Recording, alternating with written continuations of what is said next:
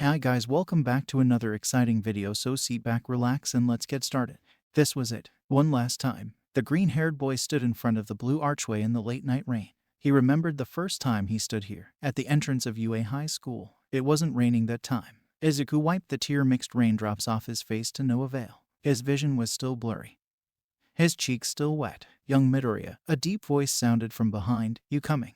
Yeah, Izuku whispered. He stared at the bright lights in the distance coming from the dorms. They emitted a warmth Izuku could no longer feel. Can I just stay here for a while longer? Sure, kid. I'll be in the car. All Might's voice was filled with sympathy. Izuku wept silently as his mentor walked away. Even though the boy knew there was no other way to stop the villains, the pain of leaving his friends still jabbed at his heart like an icy cold dagger. Then a sharp feeling shot through his mind like a pin. It was the fourth quirk, danger sense. Something was wrong. A sudden wave of fear washed over him, making it hard to breathe. Izuku leaped into the air and activated float. Danger sense screamed in Izuku's mind, impelling him to look up. That's when he saw the girl. No, it can't be. Eri. Izuku propelled himself higher in the air to catch the silver-haired girl who was falling from the sky. Eri was screaming, eyes closed, tears streaming. Eri. How in the world did you? Pain bloomed in Izuku's chest, and he saw blood sprinkle on Eri's face. Izuku held back a scream. Two sharp, red and black tendrils were sticking out of his chest.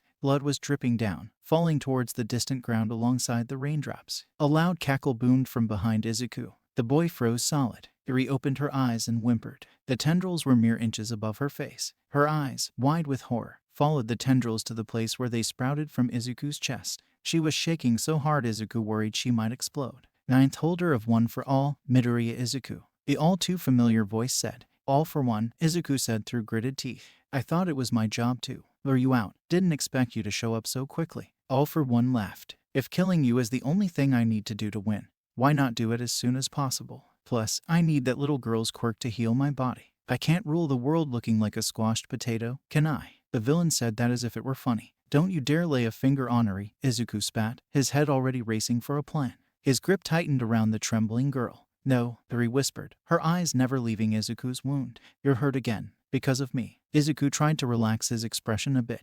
Eri, it's okay. No, Eri screamed. The horn on her forehead suddenly emitted a bright, yellow light. She was using her rewind quirk. But something was terribly wrong.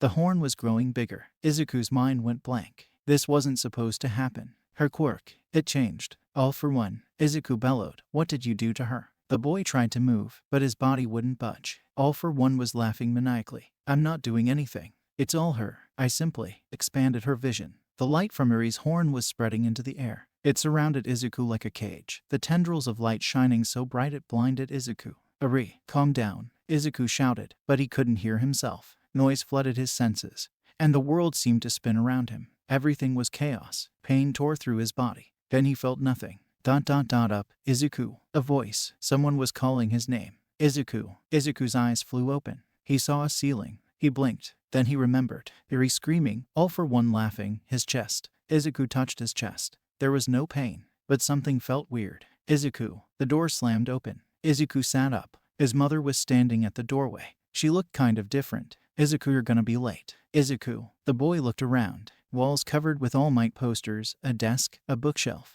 Reality settled in.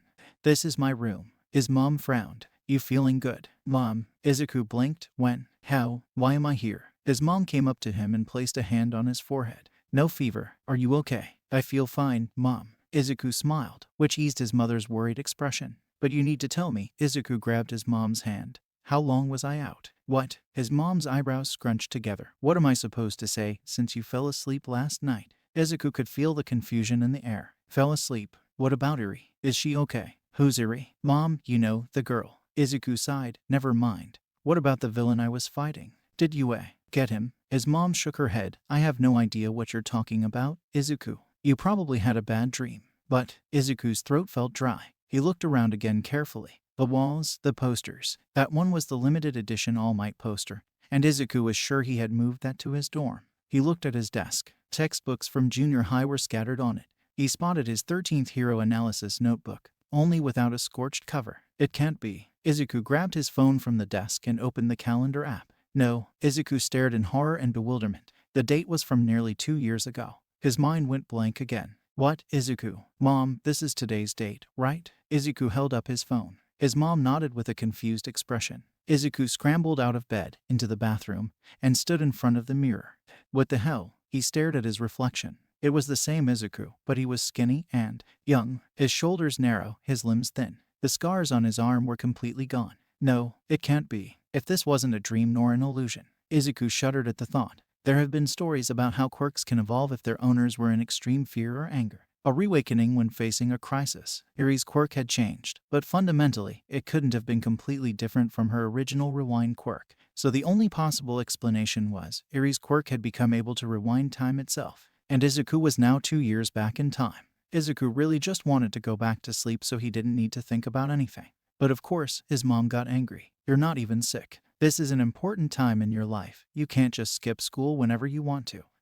Okay. Mom, calm down. I'm going to school. Izuku quickly went into his room and changed into his uniform before his mom could start lecturing him. The last thing he needed after apparent time travel is his mom yelling at him about the consequences of dropping out of middle school. After a quick bite of breakfast, Izuku followed the path in his distant memory to junior high. Along the way, he thought of the possibility of living his life again. If he couldn't find a way back, would he have to go through the exact same 2 years again? Every single moment. Then he realized how peaceful everything was now. There were heroes patrolling the streets. People were happy. They didn't know about the League of Villains yet, or about All for One. Right now, All Might was still the #1 hero. 10 minutes later, Izuku arrived at his old classroom. His eyes scanned the room, looking for a single person. His gaze landed on the boy with spiky blonde hair. There he was, leaning back in his chair, feet propped up on the desk in front of him. Kaken, what do you want, Deku? Bakugo Katsuki snapped. Izuku opened his mouth but no sound came out. The last time Izuku saw his childhood friend, both of them had been covered in blood, sprawled on the battlefield after the war against the villains. Bakugo had saved Izuku's life. It was weird seeing Bakugo from 2 years ago again. His features were younger, his shoulders narrower. It was astonishing, really, just how much experience and time could change a person. Izuku realized. Even the way Kaken looked at him would change completely after 2 years. But now, all there were in those red eyes were contempt and annoyance. Oi, Deku, are you ignoring me? No, sorry, never mind, Izuku said quietly. His thoughts traveled back to the war. So many lives were lost. So many innocent people getting hurt. All because Izuku couldn't defeat Shigaraki soon enough to prevent further damage. The pain was 1,000 times worse than any physical wound. And it seems like every time Izuku gets a bit stronger, his enemies get even more powerful. But Izuku was back. By this time, he had somewhat accepted the fact that he won't be getting back to his original time. And that meant all those mistakes he had made. All those lives lost because of his weakness. They could be saved. Midoriya. The sound of his name pulled him back to reality. Yes, Izuku jerked up nervously. The silent room burst into laughter. A classmate Izuku somewhat remembered sneered. As if a quirkless nerd like you can get accepted into the UA high school. Wait, what were we talking about? Izuku frowned. Then a shiver shot down his spine as he saw Bakugo get up from his seat. Then Izuku noticed the slight twitch in Bakugo's arm. Oh gosh, here it comes. Izuku darted out of his seat just as Bakugo slammed an explosion at Izuku's desk. Bakugo scowled, then smirked. Crap, totally forgot about this part. Izuku tried not to roll his eyes. Deku, you worthless piece of shit. You really think UA would accept someone like you when they can have me? Izuku had the sudden urge to flip his hair and say why not, but he didn't have a death wish. He couldn't possibly survive Bakugo's wrath. So instead, Izuku stared back at Bakugo, unfaltering, which made Bakugo narrow his eyes in surprise and anger. Some of their classmates gaped in fear and fascination, as standing up to Bakugo wasn't exactly the best idea. Kaken, I know I can't compete against you, at least not for now. Izuku took a step forward. But like you, my dream had always been to become a hero, and I will work even harder than you to achieve it. I can always try my best, can't I? Audible gasps sounded through the room. Some people whispered how Izuku was gonna die soon. Izuku took a deep breath. He didn't know much about time travel, but he did know that every single decision can lead to a great impact. Anything he did differently this time might cause even more devastating effects than the last time. Better to be safe than sorry. But on the other hand, he will never act cowardly in front of Bakugo again. Bakugo glared incredulously at Izuku, then laughed. I don't know what got into your head today, but you're acting weird. So be it then. I won't stop you if you want to commit suicide in the UA entrance exam. You'll never pass, you quirkless, defenseless nerd. He scoffs. Some of their classmates laugh as well, muttering quirkless and defenseless. And that's when it hit Izuku, harder than ever. His top priority right now was to get his quirk, one for all. The moment class was dismissed, Izuku packed up and raced towards the door. But a hand grabbed Izuku's shoulder, yanking him back inside the classroom. Why you in a hurry, Deku? Bakugo turned Izuku around so they were face to face. My mom wants me back home. Izuku stepped back, but Bakugo hardened his grip. Here's a little word of advice, nerd, Bakugo said with a smile with no humor. Don't even think about applying to UA, or else. Okay, I'll think about it, Izuku said distractedly. Now excuse me, I need to go. Without another word, the green-haired boy ducked out of the blonde's grip and strode straight out the door, leaving Bakugo and his minions bewildered. Then Izuku ran non-stop until he arrived in front of a tunnel. He rested his hands on his knees as he gasped for air, chest heaving. Damn it, he muttered once he recovered. Weak was an understatement for his body right now. How can he possibly defeat his enemies if he had to catch his breath every few minutes? He turned his attention to the tunnel. He remembered that day when he took this different route back home to avoid Bakugo's bullying. Izuku had no idea back then that from this day forward, nothing would be the same. All Might would be here soon. But before that, a rumble echoed from inside the sewer. The lid shook. Izuku braced himself. He had one plan. Stall the villain right here until All Might arrives. He couldn't let it run amok and wreak havoc around the city. There were civilians near here. Hopefully, he doesn't die. Dark green slime seeped out from under the sewer lid, forming a massive blob of sludge. Then the villain turned towards the boy. Two evil red eyes glared at Izuku, and the villain's large, nasty smile widened. How lucky of me. Just what I need. It chuckled. The sludge villain lunged towards him like a flash flood, and Izuku leaped out of the way. Tendrils of disgusting mud stuff reached for the boy. But thanks to a year of hero training, Izuku managed to dodge them even with his fragile body. However, he was getting tired, his movements becoming sluggish. And if that wasn't bad enough, the villain was growing impatient. Barrages of sludge arm attacks rained down one after another, faster and stronger. Izuku gritted his teeth and forced himself to dodge faster, but too distracted by the limitations of his body. He miscalculated and tripped right into the villain's grasp. The slime closed around Izuku's body and squeezed the air out of him. He yelled and thrashed and struggled against the sludge with all his strength, but the villain just let out an annoyed grunt. I assure you, little guy, it would hurt less if you stopped struggling. I'm just going to steal your body. It won't hurt long. Izuku felt the slimy substance making its way to his mouth. He turned his head as far away from it as possible, as if saving a few seconds could prevent the inevitable pain. If only he had his quirk. But before the villain could do anything else, there's the sound of the sewer lid bursting open and then the thump of 2 feet planting heavily on the ground. Have no fear, you are safe, the familiar voice boomed, echoing in the tunnel. I am here. Izuku couldn't help the smile on his face. Texas smash. All Might bellowed, his voice followed by an enormous shock wave that tore away the sludge's grip, blasting the villain into bits. Izuku flew back from the force and landed with a thump. He groaned and pulled himself up with his shaky limbs. All Might swiftly captured the villain in 2 plastic bottles, then shoved them into his pockets. Sorry about that. Normally I make sure bystanders aren't hurt, but boy, this city's sewer system sure is difficult to navigate, All Might said, then burst into laughter. Izuku's vision blurred. All Might noticed the tears in the boy's eyes and crouched panically. You okay, young one? What's wrong? The hero's arms hovered awkwardly as if he couldn't decide whether to pat Izuku on the shoulder or do a pose or something. It's nothing, Izuku managed to choke out. He blinked the tears away. He just hasn't seen All Might in his muscular form for such a long time. I'm fine. Well, then. All Might stood straight again, towering over Izuku. I need to get this dude to the police. See you later. Wait, I need to talk to you about something, Izuku said. Sorry, boy, I love my fans, really. But pro heroes are always fighting time as well as villains, All Might said while stretching his legs, preparing to take off. Izuku looked around swiftly. Good, no people around. He took a deep breath. It's about one for all. All Might froze. Time seemed to stop for a moment as Izuku held his breath. The hero turned towards the boy and stepped right in front of him, emitting a palpable force that made Izuku want to cower in fear. Who are you? All Might asked, his voice reverberating through Izuku's bones. It wasn't a question, it was a threat. The menace in the atmosphere made it hard to breathe.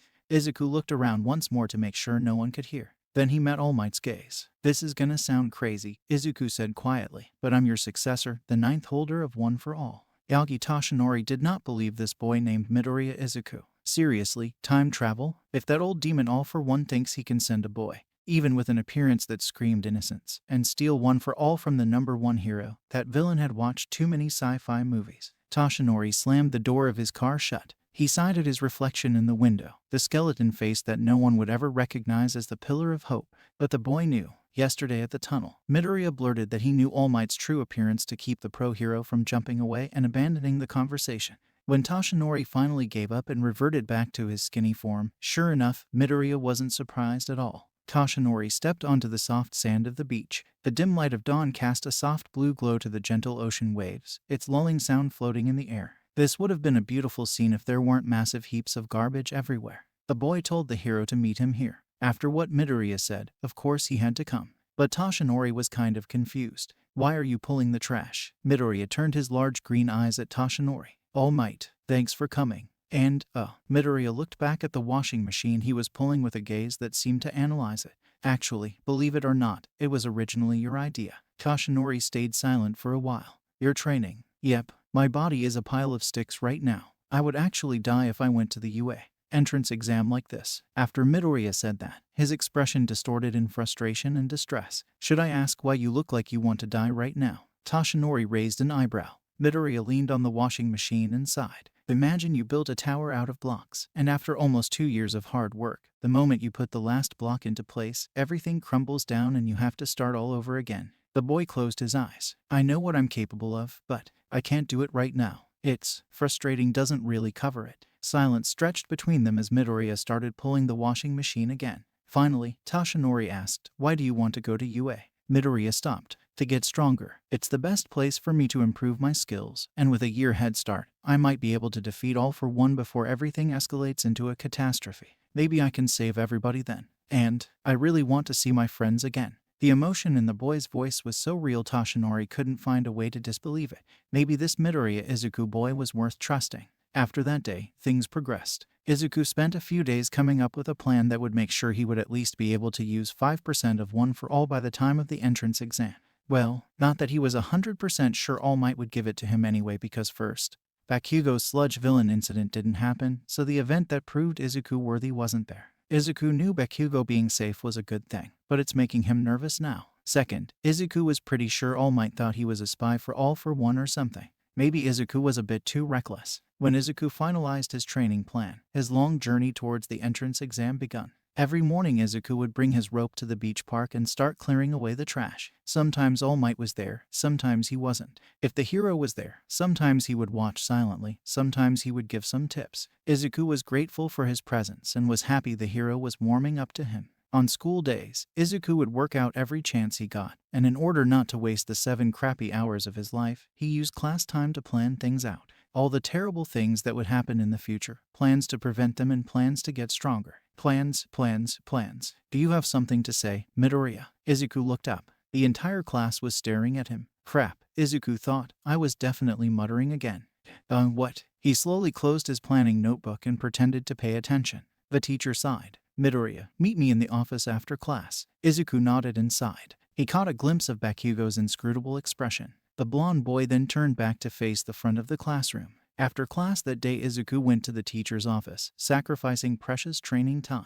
Why aren't you paying attention in class, Midoriya? The teacher asked. If this continues, we may have to ask your mom to come and talk. I'm sorry, I won't do it again, Izuku replied automatically. Look, Midoriya, I'm a teacher, so I need to make sure you're doing okay. I'm fine. Why wouldn't I be? You're always so stressed. Every time you look into that notebook of yours, you look like you're facing the end of the world, the teacher said with a worried expression. Izuku blinked. Was that how he looked like? Sensei, I assure you I'm doing great. I mean, my grades are fine, right? I'm not talking about your perfect grades, Midoriya, I'm talking about. The teacher seemed to hesitate. Are you sure you want to apply to UA? It's clearly stressing you out. With your circumstance, I don't think applying to a hero school is a wise choice at all. You don't need to worry about me, Izuku said with a voice so cold it surprised himself. His teacher seemed a bit shocked as well. There was silence. Then Izuku bowed slightly to his teacher. I promise I'll pay attention in class from now on.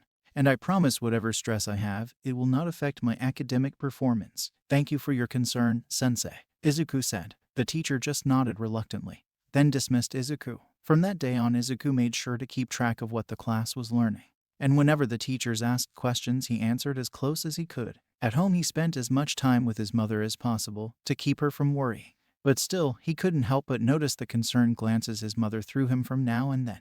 Weeks passed, and Izuku's body became stronger and stronger, but not nearly as fast as he wanted. There were multiple times where he overworked himself so badly he was forced to take a break, so he tried his best to limit himself. And that part was torture. A few months before the exam, he finally broke down. It was weird, really. He was on his morning jog along the beach, and suddenly he just broke. He didn't even remember what he was thinking. He was just suddenly overwhelmed with a wave of rage and distress. He collapsed on the sand and screamed. He screamed until his throat was sore and his lungs ached. He sat there, and he felt an abyss in his body, emptiness threatening to devour his soul. Then he felt a hand on his shoulder. Izuku looked up and saw All Might's kind eyes. Wordlessly, All Might kneeled down and wrapped his arms around Izuku. The boy buried his face in the hero's shoulders. They embraced in silence for a while, the sound of the waves gradually calming the boy down.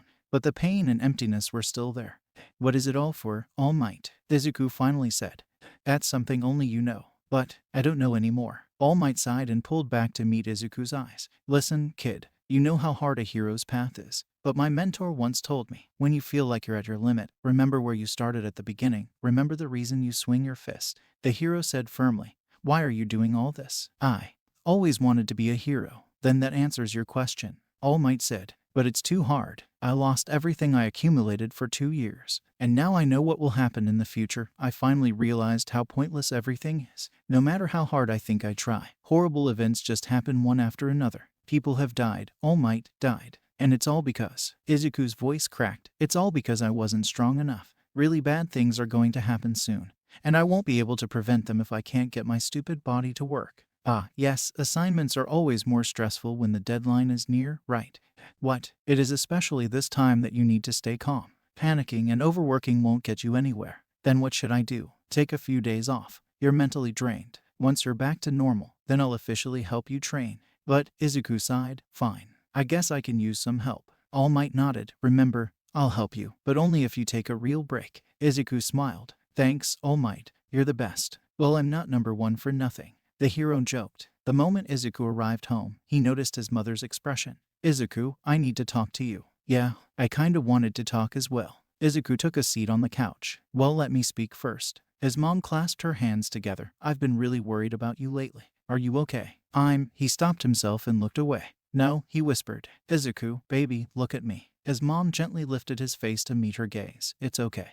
Whatever you're going through, know that I'm always here for you." That's when Izuku realized, sometimes, when people were locked in a cage, no amount of sheer force can break through. It was the most simple key that unlocked it. Tears flowed uncontrollably, and before Izuku knew it, he was bawling his eyes out in his mother's embrace. He cried like a 5-year-old, while his mom just gently patted him on the back. When he was finally cried out, his mom handed him a cup of warm tea. He drank it, feeling relieved for the first time since he traveled back in time. February 26th, the day of the UA entrance exam. Izuku wiped the sweat off his face, stood up straight, and looked proudly at the result of his hard work. The beach was spotless. The early rays of sunshine peeked from the horizon, casting a long glow across the gentle waves. He did it again. Then suddenly Izuku heard a distant voice behind him shouting, "Oh my goodness." He turned back to see muscular All Might sprinting towards him at full speed. If it were for anyone else, this would be a very intimidating moment. "Midoriya, my boy," All Might said once he skidded to a stop in front of Izuku. "I've only been gone for a few days and now the beach is absolutely clean." "You did it." "Yeah, but I still have a long way to go," Izuku said as he threw away the garbage bag filled with the last tiny pieces of garbage he cleaned up this morning. When he turned back to All Might, the hero was looking very serious. Wordlessly, the hero plucked a piece of golden hair from his head and dramatically held it in front of Izuku. The boy stared at it for a moment, then looked up at the hero with determination. He carefully took the hair. "I won't let you down, All Might. You deserved it." The hero nodded. "I now know why I chose you as my successor. You just don't give up. However, you really should listen to me and stop overworking yourself." "If I don't, there will be people I can't save," Izuku said. "You will become a great hero." "Well, if you aren't already one," All Might said. "Now eat it." Then a breeze flowed past the two and they both shrieked when the hair slipped from Izuku's fingers and disappeared after falling on the sand. I think I dropped it." Izuku blinked. "Can I have another one?" Then they both burst out laughing while All Might plucked another hair for Izuku, and the boy choked it down. 8:40 am. Izuku arrived at UA and started crying. "What the hell's wrong with that guy?" someone whispered, staring at Izuku like he was some kind of lunatic. "SHH, look away," someone else hissed. Izuku ignored them. They didn't know that he hasn't seen UA in more than 10 months. The last time he came here, he was leaving all his friends and family in search of the villains. The blue glass building, the trees, the road. "Get out of my way, Deku." Izuku bounced out of the way instinctively. Bakugo scoffed and walked past Izuku. "Hey, Izuku said, "you probably don't need it, but..." Good luck, huh? Bakugo sneered, as if I want your pathetic luck. Izuku just sighed as his childhood friend walked away into the building. Then out of the corner of his eye, Izuku spotted a familiar figure and he almost started crying again. The brunette was wearing a pink scarf, her cheeks pink. She noticed Izuku looking at her and smiled. Really nerve-wracking, right? Uraraka stopped in her tracks next to Izuku and said, "Yeah," Izuku stuttered. "Well, I guess I'll see you inside." Uraraka waved and walked away. "Good luck," Izuku beamed. Izuku sat next to Bakugo for the orientation. He listened to present Mike's explanation of the robot exam. But he already knew about it and had been planning strategies for weeks. And soon Izuku was standing in front of the large entrance gate to the battle center. The entrance exam will start in a few minutes. Izuku couldn't help but feel nervous, even though he knew exactly what to expect. "Okay, calm down. As long as I make sure I get the exact same points as last time, nothing will change," he muttered, quiet enough that no one knew what he was saying, but loud enough that earned him a few weird glances. "If I don't compete against the people that will get accepted, their futures won't be altered." Izuku peeked at Ada, Uraraka, and Aoyama. They looked a lot younger as well, not yet weary from the terrible events about to happen. "Dude," someone with hair that looked like a traffic cone whispered to his friend. "That's the weird dude who cried at the front gate, right? He looks so nervous." "Man," the friend whispered back. "Huh." The traffic cone guy snickered. "At least we have one less rival to worry about." Izuku just rolled his eyes. Then Present Mike screeched from a watchtower. "Okay, start." The students standing in front of the mock city all looked towards Mike with confused faces. But Izuku didn't waste another second. He rushed inside the mock city, the other candidates following a split second later. The other candidates immediately started searching for robot villains. But Izuku did something else first. He felt inside his body and searched for one for all. His body technically never used it yet, but Izuku laughed out loud almost hysterically when he felt the familiar, yet non-familiar presence of his quirk inside his body. "Yes," he yelled, tendrils of green lightning flashing around his body. He was so happy he could cry now. Then an explosion erupted in the wall next to him and a one-point robot came into view. The metal head whirred towards him, its red eye glinting. "Oh yeah, let's do this." Way too eager to use his quirk again, Izuku jumped up into the air and sent a forceful roundhouse kick towards the robot. The metal crumpled on impact and the robot splintered to pieces, smoke rising from the remains. 1 point down, 59 more to go. Izuku landed on the ground and suddenly a piercing pain shot through his leg. "Oh crap," Izuku gritted his teeth. "This stupid body can't take anything more than 5%. Shoot." He decided to ignore the pain just like he always did, a skill he picked up after surviving countless splintering bones. But he knew his training in the past 10 months had taken effect. Getting 1 point was already a lot better than last time. "Well, guess I'll just have to trust the process," Izuku muttered, then activated his quirk again and leaped away, looking for his next target. For the next few minutes, Izuku destroyed one robot after the other, careful not to affect the scores of the people he recognized and staying out of their ways. Izuku tried out different techniques and tested out the limits of his body and quirk. He realized he couldn't use any of the other quirks of One for All, though, as they were probably still dormant. 46. Izuku kicked off a wall and propelled himself directly towards a 3-point robot, then destroyed it instantly with a punch. Then someone cursed behind him, and Izuku looked back to see the person with the hair that looked like a traffic cone. This was the guy who snickered at Izuku behind his back at the gate of the mock city. "Damn it, I saw that one first." The traffic cone guy snapped. Then his angry expression froze in fear. Izuku's kick was flying straight towards the guy's head. But instead of connecting with his head, the green-haired boy's kick collided hard with another 3-point robot behind the traffic cone guy. Izuku landed deftly behind him, and the robot crashed to the ground. The guy turned around stiffly, his eyes wide in shock. "Oh, sorry," Izuku said without looking at the guy. "Might have ruined that hairstyle of yours, traffic cone guy." "What, Tref?" Izuku tilted his head and looked back, and the guy went silent. "Ignore me," Izuku smiled, "since I'm just one less rival to worry about, right?" The guy clenched his jaw and took a step back. Some other kids near them all sent nervous looks towards Izuku. But then there's the sound of a huge explosion and Izuku saw smoke erupt from the middle of the training ground. It was the 0-point robot. A giant shadow loomed over the mock city and the candidates near Izuku all started yelling and retreating at the sight of the towering green robot. But of course, Izuku ran straight towards it. Is he crazy? That was Ida Tenya's first thought when he saw the boy with fluffy green hair running straight towards the 0-point robot. For a moment Tenya was tempted to stop and see what the boy was up to, but he knew it was pure stupidity. So instead, like everybody else, Tenya ran away. Uraraka Achako whimpered at the pain as she tried to pull herself out of the rubble. She tried to reach back and use her quirk on the giant fragment of concrete, but she was crushed in a way that her fingers couldn't touch the rubble no matter how hard she tried. She just needed a little bit more time to get out. But the humongous robot was coming closer and closer, and she knew she couldn't possibly make it out in time, but she was trying so hard. There was a flash of green light and the figure of a boy appeared in front of her. It was the boy she met at UA's front gate, the boy with freckles and messy green hair. This morning he looked like a jumpy nerd, but right now, with green lightning around him and a determined expression, he looked like a hero. Hang on. The boy cleared away the rubble with inhuman speed, and once most of the weight was free from her back, she floated the largest fragment and scrambled out. The boy grabbed Ochako and darted out of range just as the giant robot crushed the place where she was trapped before. Are you okay? The boy asked with unmasked worry. Yeah, Ochako said as the boy set her down. Thank you. The boy was about to reply when something caught his eye. She turned to see what he was so shocked at, and she realized the giant robot had lifted a hand and was about to slam down. Come on, let's get out of here. Ochako shrieked and started running away, but the boy didn't move. What are you? She looked around without stopping, then realized with a shudder that the robot hand was going to smash into the buildings around them, and the structures would collapse. Go, run faster. The boy yelled at her. But what about you? Ochako stopped in her tracks and yelled back. The boy looked around and gritted his teeth. There were other candidates in the vicinity, and they couldn't possibly make it out in time. They would get seriously hurt by the giant robot. Green lightning, much brighter than the last time, Ochako realized, appeared around the boy, and he dropped to a low stance. Is he going to? No, you won't be able to make it, Ochako shrieked, but the boy flashed away towards the other candidates. Ochako felt her jaw drop open. The boy was a blur. No, even faster than that. He was so fast he seemed to be teleporting. The robot hand was coming down fast, but the boy was still grabbing all the candidates below it. She had to do something. The boy was saving everyone. She had to help. She looked around and lunged towards a giant slab of concrete, making it weightless with her quirk. She grabbed the concrete and hefted it up like an oversized baseball bat, then smashed it up at the robot hand.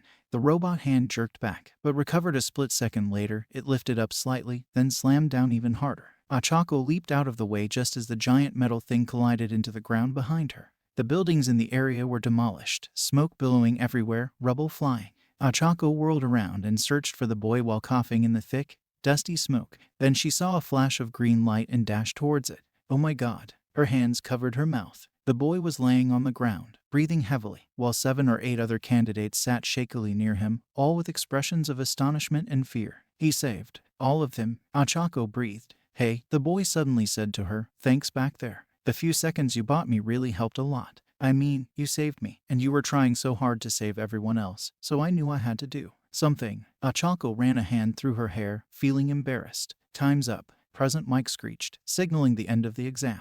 Ida Tenya marched over to the crowd. The green-haired candidate was lying on his back. Is everyone okay? The green hair said with a painful groan as if he was trying to get up but couldn't. A few other candidates standing near the green-haired boy nodded. He saved all those people. Tenya's eyes widened in surprise. Obviously, at the prestigious UA high school, candidates won't get seriously injured at the entrance exam.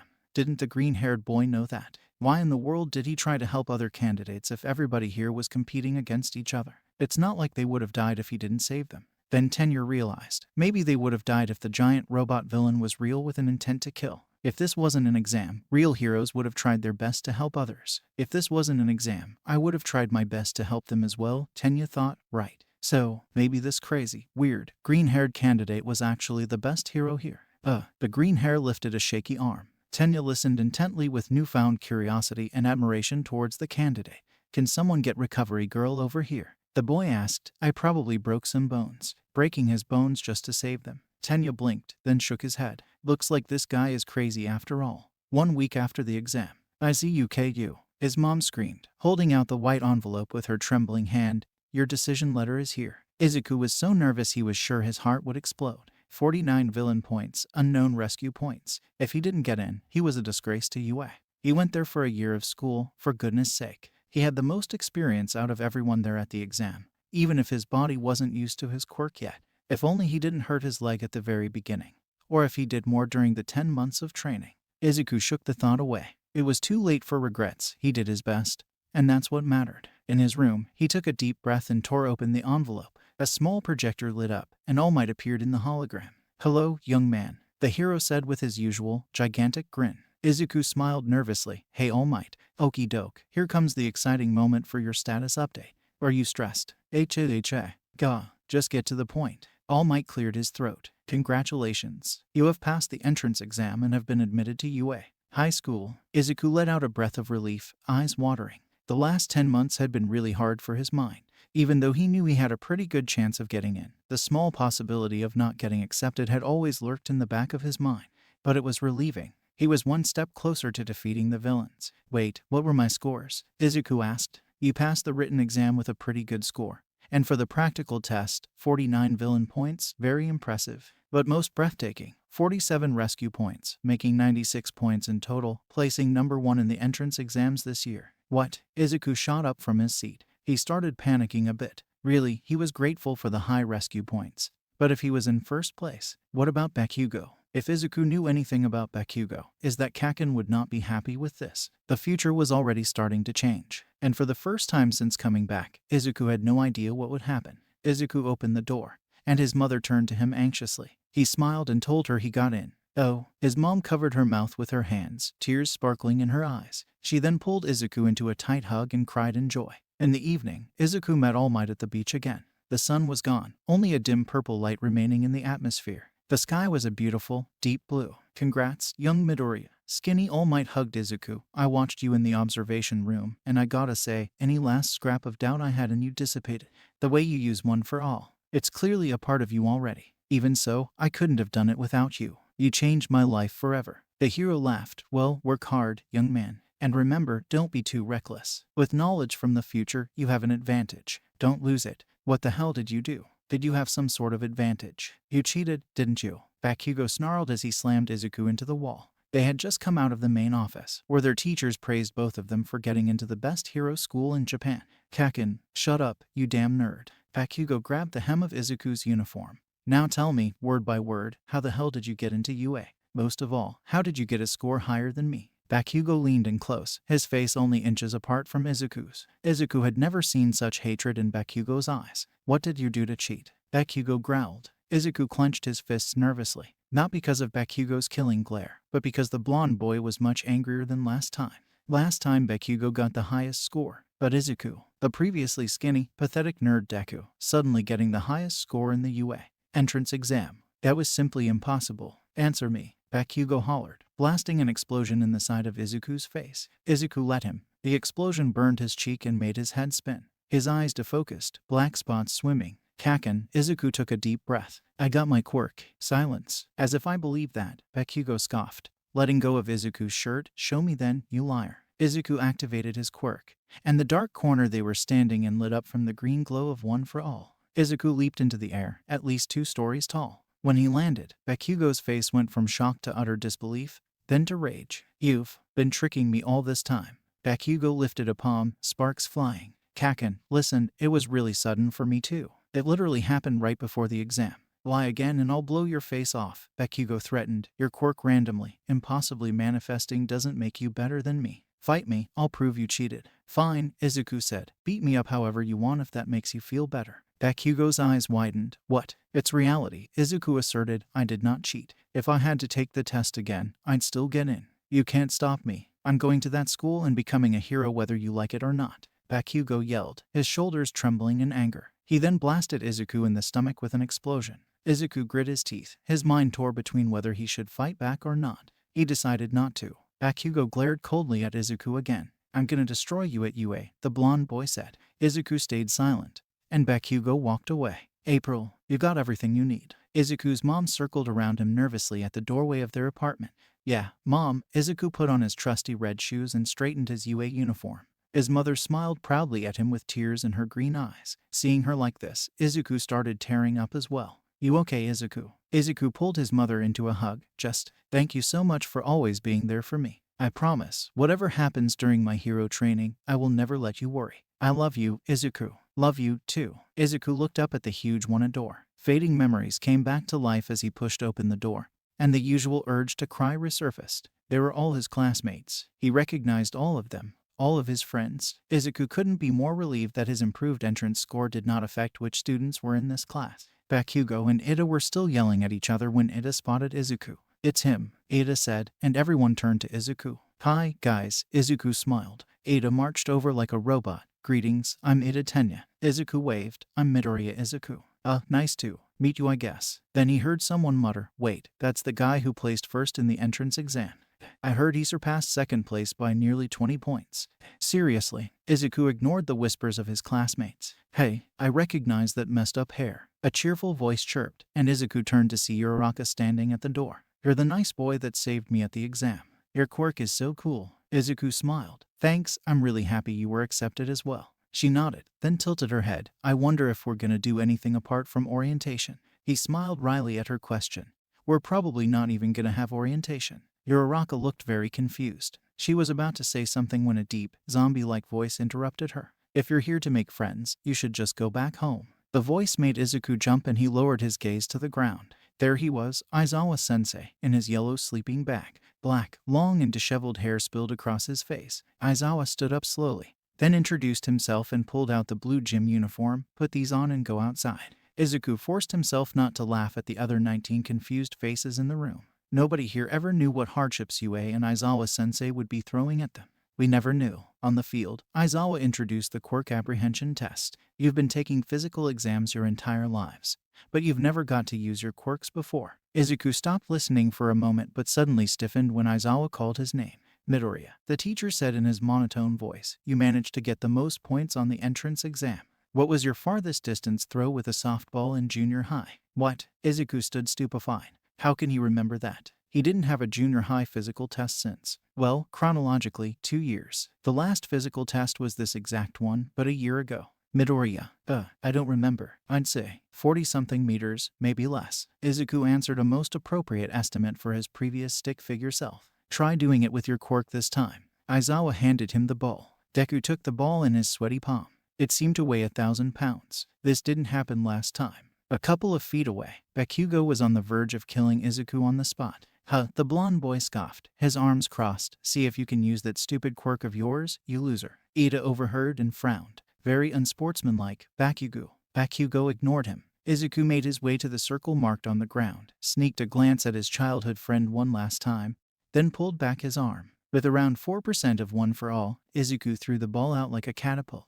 A few seconds later, Aizawa's device beeped, and the teacher showed everyone Deku's score, 666.6 meters. The class gasped. Bakugo wrinkled his face. His mouth was pressed in a thin line and his eyes pierced Izuku like twin daggers. Deku, you F-king bastard. Bakugo stomped up to Izuku. If I ever found out you were holding back, you're dead. I wasn't, Izuku lied. Izuku was sure he would die instantly if his childhood friend knew the true strength of his quirk. Hey, Aizawa dragged Bakugo away from Izuku. You're wasting my time. We will start the exam. The teacher turned to the rest of the class. By the way, all of you, UA is not a place to do whatever you want, and it will definitely not be fun. The person who comes last in this physical exam will be expelled. Everyone gasped and shouted in disbelief. Someone was yelling a protest, but Izuku wasn't listening. It won't be long until Bakugo finds out about OFA.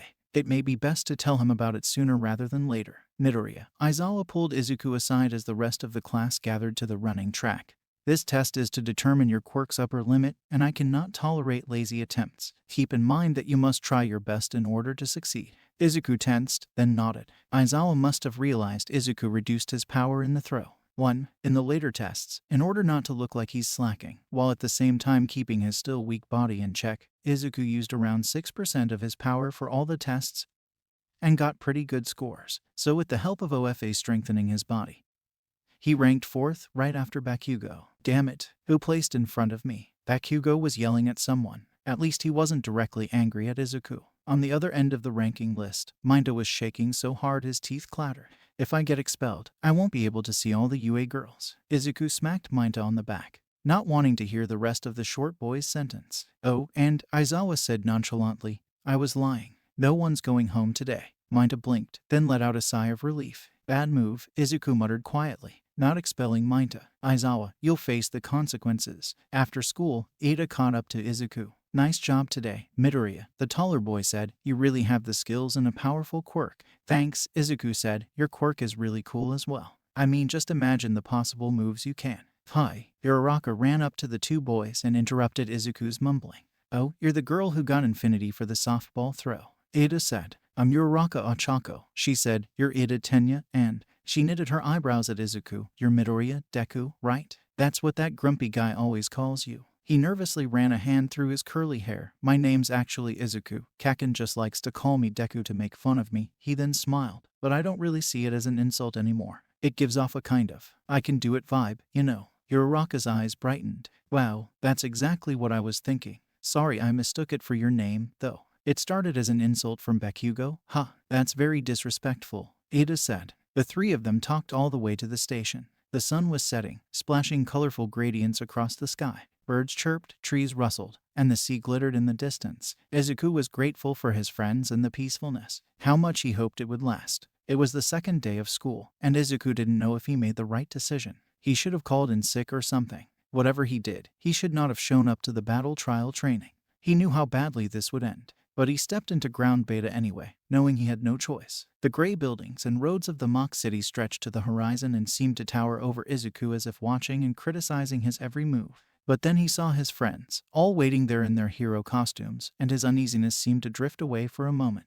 Deku, Uraraka spotted Izuku, eyes sparkling, and nearly squealed, "Oh my gosh, I love your costume. It looks so pro." Her voice attracted many of the other students, who all gaped at Izuku's attire. Last time, Izuku did not submit a quirk registration form for a costume. But now, with a very clear idea in mind, he requested a costume as close to his old one as possible. If Izuku had to describe it, it looked pretty similar to his costume during the provisional license exam: black iron soles, white arm braces. However, he did exclude most of the complex garments meant for supporting his higher level powers, since he needed to look like a newbie. Plus, his body wasn't strong enough to withstand some of his previous moves. But he especially made sure the original design of his first ever costume, a gift from his mother, was kept. Ida waved his arms stiffly. Midoriya, I hope you at least pay attention in afternoon classes, or you will fail for sure. Huh, what do you mean? You know what I'm saying. Don't fall asleep during hero training. I don't. Oh, Izuku remembered.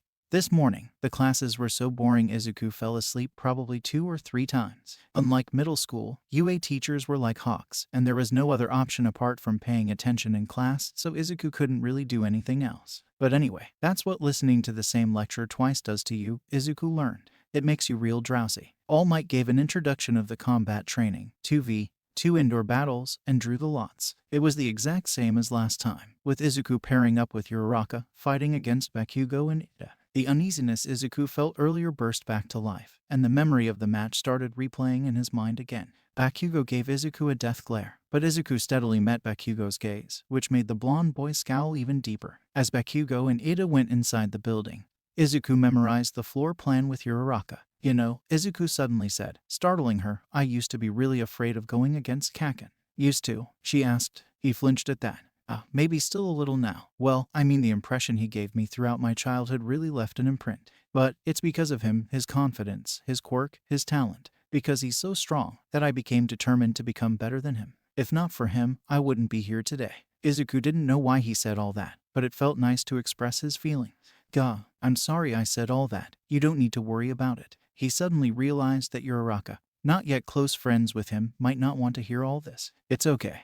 You say that as if Bakugo saved your life, Uraraka said jokingly, which I will find hard to believe. He seems like he would find every chance to murder you or something. At least, that's what he always says. Izuku just nodded and sighed. Bakugo did in fact save his life later on, and nearly died because of that. It's okay, we'll win. No matter how strong Angry Face is. Uraraka cheered. Yeah, we will, Izuku said. He just hoped he won't mentally break his childhood friend. And the first mock battle of the year began. Izuku already knew where the fake weapon was, but he didn't want to look like he cheated, so he took the same route they did last time.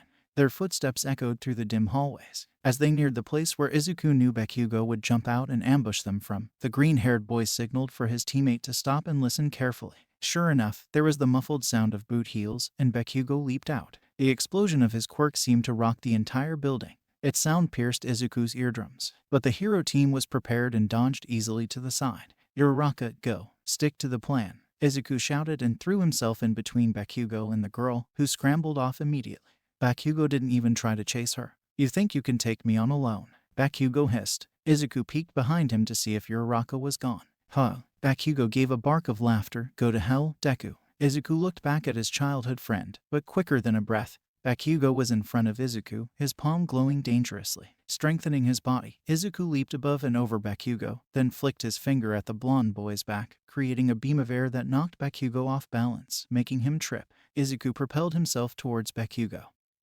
who turned around, his palm already building up an explosion. Bakugo was good, but Deku had a year of experience ahead of him. Easily seeing through his move, Deku turned abruptly, flashed towards Bakugo's side, and kicked off the wall, using the rebound force to send a strengthened punch to Bakugo's side. Bakugo landed hard on the ground. By the way, Izuku said calmly as the other boy hauled himself up on his elbows, I know you don't care, but I've changed my opinion on the name of Deku. Izuku took out the capture tape, but Bakugo was already up, his chest heaving hard. Izuku's brows furrowed as Bakugo hooked a finger on the trigger of his grenade-like gauntlet. Kaken, stop. You don't want to do this, Izuku said, but knew it was useless and prepared to dodge the explosion anyway. It's gonna cause a huge amount of damage to the building. Shut up. Bakugo pulled the trigger, and the sound of All Might's warning from the broadcast was drowned out by an earth-shattering explosion. Izuku launched himself sideways to dodge, but he made a mistake. His body, still pretty weak, was literally blown off balance by the wind force of the explosion.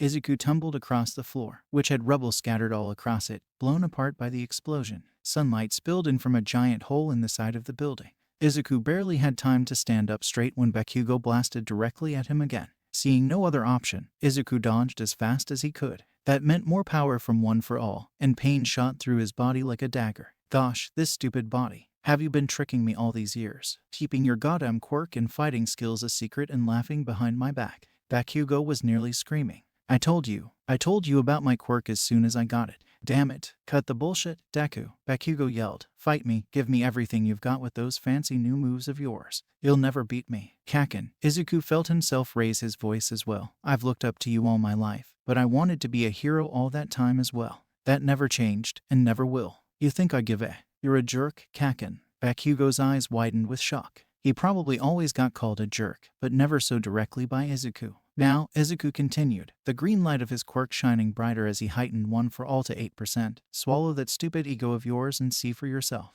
I'm ahead of you now, so what are you gonna do to keep up? Throw a tantrum on me, or learn from your mistakes for once. With a sudden burst in speed, Izuku instantly closed the distance between the two boys, caught Bakugo by surprise, and tackled him by his waist. Bakugo was knocked back, and Izuku quickly stepped out of the way, but when Bakugo tried to get up and fight back, he realized with a jolt that the capture tape was already wrapped firmly around his waist. There was a pause for a split second, and All Might's voice boomed from the broadcast, Bakugo is out. Bakugo stared incredulously at the tape, then back at Izuku. Bakugo's expression was utter denial. When Bakugo finally exploded and started screaming obscenities, Izuku already leaped away. The training wasn't over yet. Each step was agonizing. Izuku limped upstairs and pressed on the communication device in his ear. Uraraka, did you find the weapon? A few seconds later, Uraraka's voice screamed back, yeah, near the middle of the 5th floor. But I'm having a hard time with Ida. Izuku could tell she was struggling. Hold on. Moments later, Izuku arrived at the location of the fake weapon. Ida was a mere blur as he blasted around. And Uraraka, with nothing to use her quirk on, was dodging Ida's capture tape as if her life depended on it. Izuku ignored the pain in his body and darted towards Ida, sending a barrage of attacks at him. Ida, who was caught off guard, barely had enough time to realize he lost track of Uraraka before she launched herself in the air, flying weightlessly above the two boys, and landed softly on the fake weapon. A large horn blared in the training ground, signaling the end of the training. All Might announced, the hero team is the winner. Yes, Deku, we won. Uraraka cheered. She seemed to enjoy calling Izuku by his nickname. Ida sighed in frustration, took off his helmet, and adjusted his glasses. He then walked over and congratulated Izuku. Thanks, Izuku smiled brightly. Ida nodded back. Uraraka was bouncing up and down and shrieking like a 3-year-old. Then her face suddenly turned green as the side effects of her quirk took over, making her nauseous. Ida helped her downstairs. Izuku was happy, but he sighed. He knew there was one person that would not take the result of this training session lightly.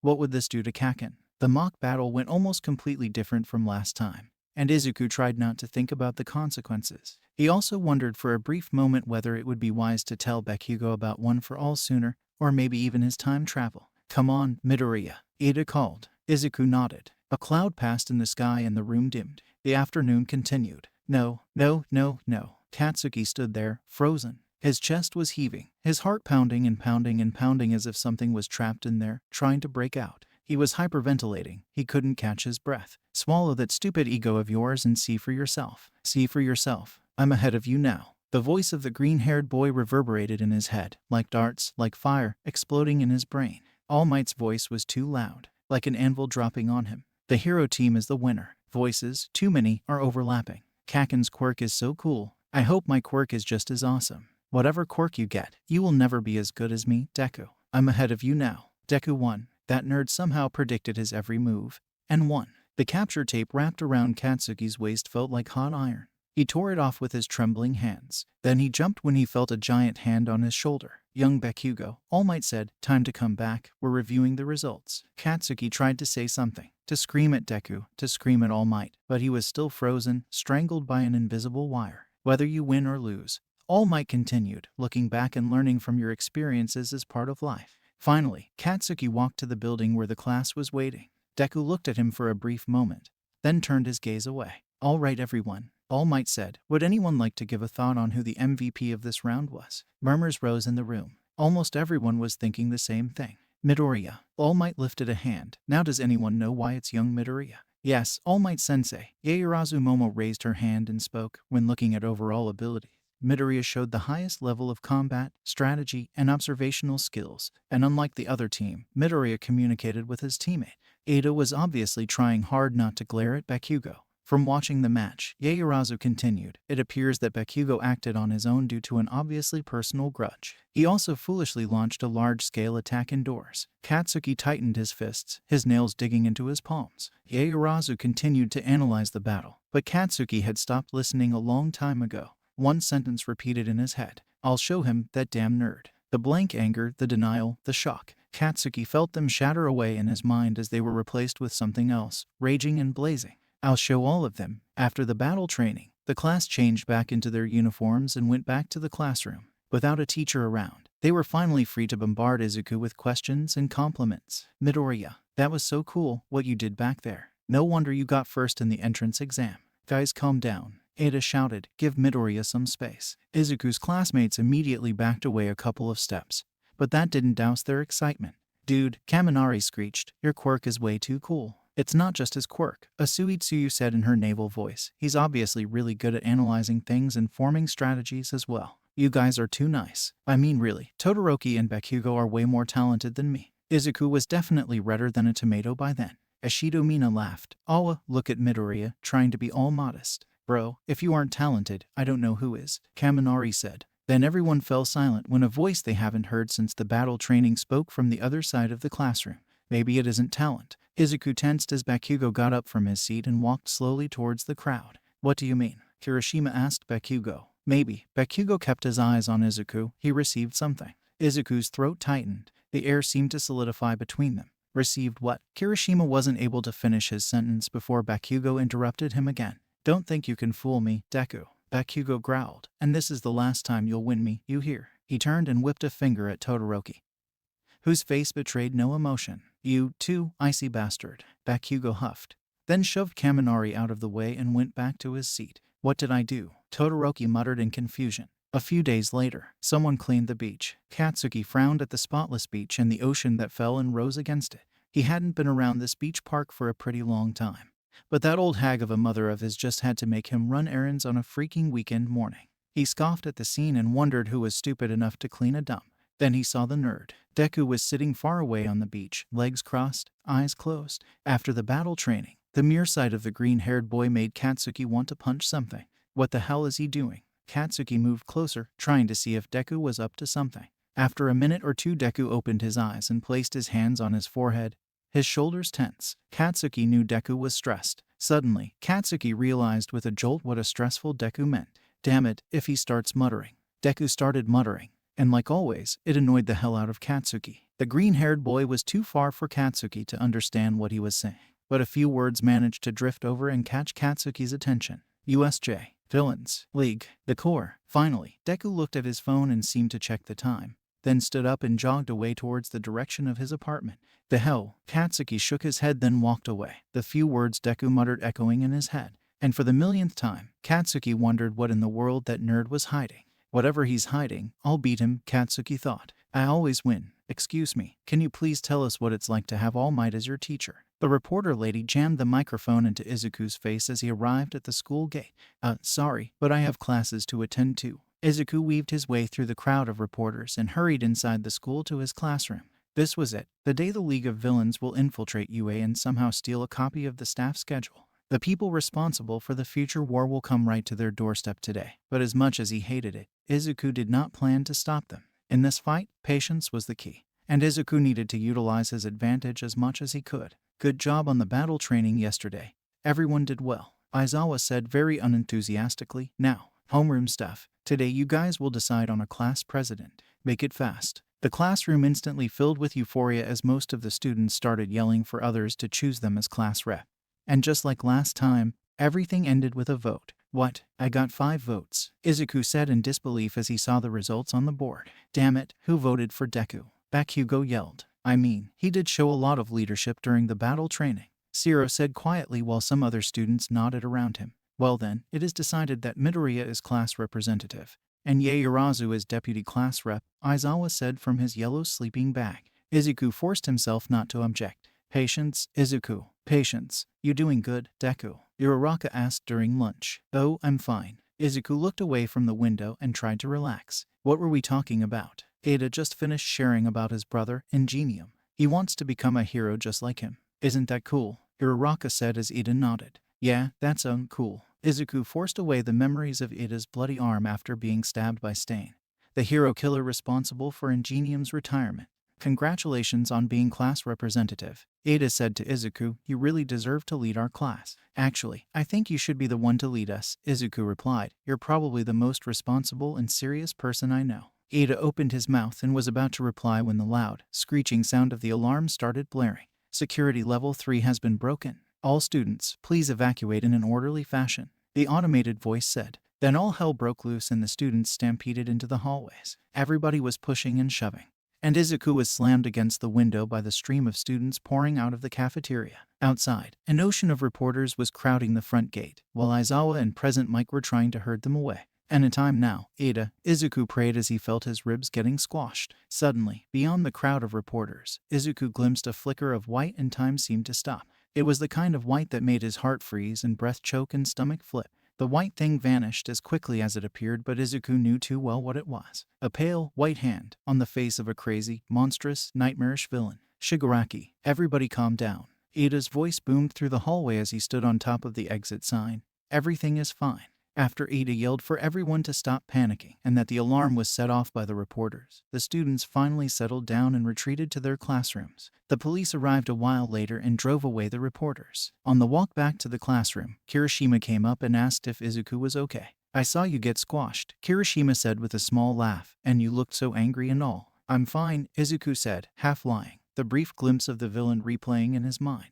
Okay, if you say so. Back in class, Izuku called for attention. We'll choose the other student council members, but before that, I have something important to say. I believe Ada is more suited to be class representative, Izuku said. Everyone saw how he led everyone in that crisis just now. If it weren't for him, the panic definitely could have got worse. There were murmurs of agreement. A few people still thought Izuku was a better leader, but overall the class was happy with Ada being president.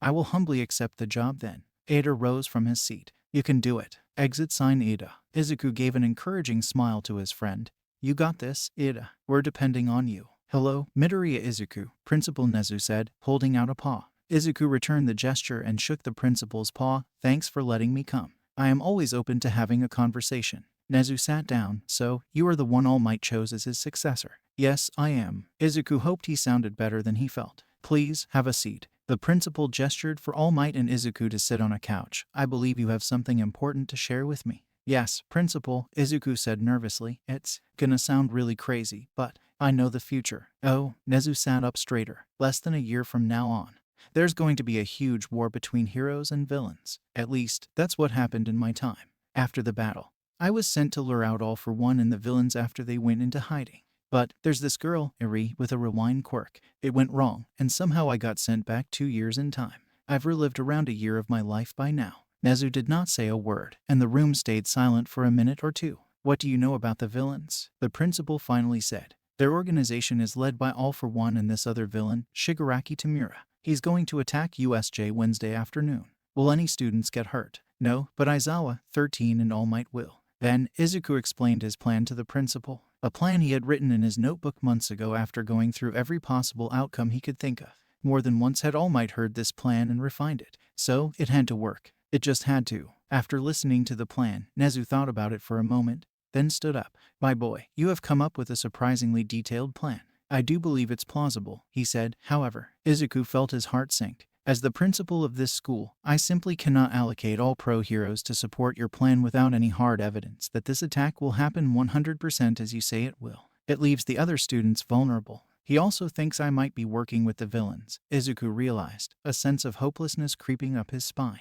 The boy opened his mouth to object, but a stern yet calming look from All Might stopped him. Patience. All Might's gaze reminded Izuku. Principal Nezu. All Might started, but Nezu stopped him. Despite what I said, I'm not saying I won't support it. I trust you with all my heart. All Might, the principal turned to Izuku. I will allow a few teachers to go on Wednesday. I believe in Class 1A, and I think you kids are a promising group of young heroes. Izuku beamed. Really? Thank you, Principal Nezu. Show me I can trust you. Midoriya Izuku, Nezu said sternly, because the future depends on you. Fear propelled through Izuku as he heard the sickening crunch of Shigaraki's grip on Aizawa's elbow, which decayed slowly, the teacher's flesh falling away like fragile leaves from a tree. There was the sound of 13's costume ripping away until it was ground into dust, as the dark purple mist of the villain Kurogiri warped the pro-hero's own black hole quirk against her. The imperceptible, yet deafening sound of blood dripping to the floor as the cold, hard fingers of Namu pierced All Might's side.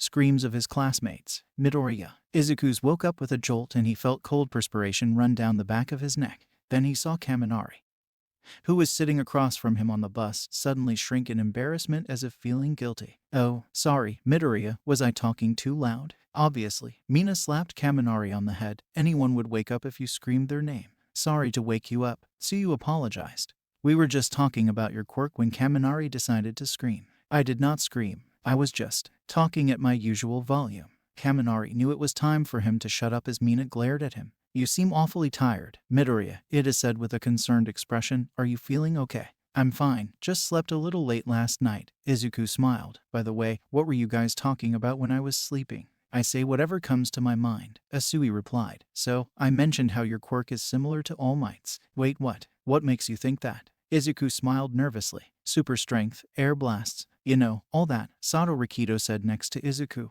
But their fighting styles are very different, Kirishima pointed out. True, plus, it looks kind of different, too, Kaminari added. Midoriya's looks a bit more flashier, right? Yeah, but when you're talking about flashy quirks, it's gotta be Bakugo and Todoroki's. Kirishima jabbed a finger towards the two boys in the back of the bus. Bakugo didn't reply. However, Izuku knew that his childhood friend was listening closely to their conversation. Bakugo's always mad, so he doesn't seem like he'll be popular, though, Asui said neutrally as if stating a fact, and Izuku instantly knew where this conversation was heading.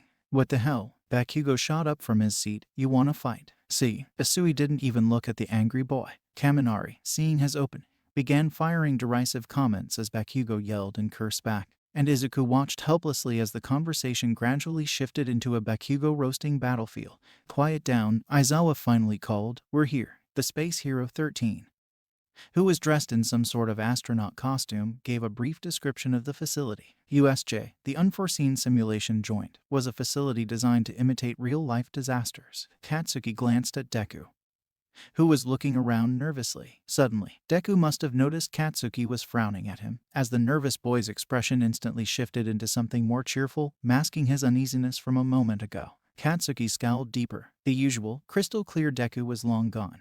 Or at least, was gradually transforming into someone full of masks, full of lies. And this place where their rescue training was about to take place, Deku was obviously very concerned about, maybe even afraid of. When Katsuki overheard Deku muttering on the beach, USJ was something the green-haired boy mentioned a couple of times over. What does Deku know about this place that I don't? Hello. All Might's voice suddenly exploded from behind them. I am here. Wait, All Might. Deku was the first one to turn around, and the boy let out a breath of relief. I thought you weren't going to show up, Aizawa said, annoyed. However, Katsuki didn't know if he was hallucinating. The way Aizawa and Deku looked at All Might suggested something more than simply a teacher showing up late. Something more dangerous. All right, 13 said. Now that All Might is here, we can start the training. Nobody would have noticed. Even Katsuki wouldn't have if he wasn't paying attention. The way 13 talked, there was definitely something going on. He tightened his fists, his quirk slowly warming up his palms. Suddenly, the lights of the facility flickered, then blinked out. What the hell is happening? Katsuki growled as Class 1 exchanged confused glances with each other. Then he saw the dark, swirling purple mist down at the central plaza of the facility, and a person covered with pale white hands stepped out of the portal. "Gather together and don't move," Aizawa roared at the class, his voice unusually loud and distinct. Everyone seemed momentarily stupefied as they all stared at the growing portal as more and more people swarmed out like ants. "Is that part of the lesson?" Kirishima asked with a confused frown, his voice wavering slightly. "Who are those guys?" "Don't move," All Might said sternly, his constant smile twitching into a frown. "Those are villains." The atmosphere changed instantly as fear washed over the students and they realized the severity of what was happening.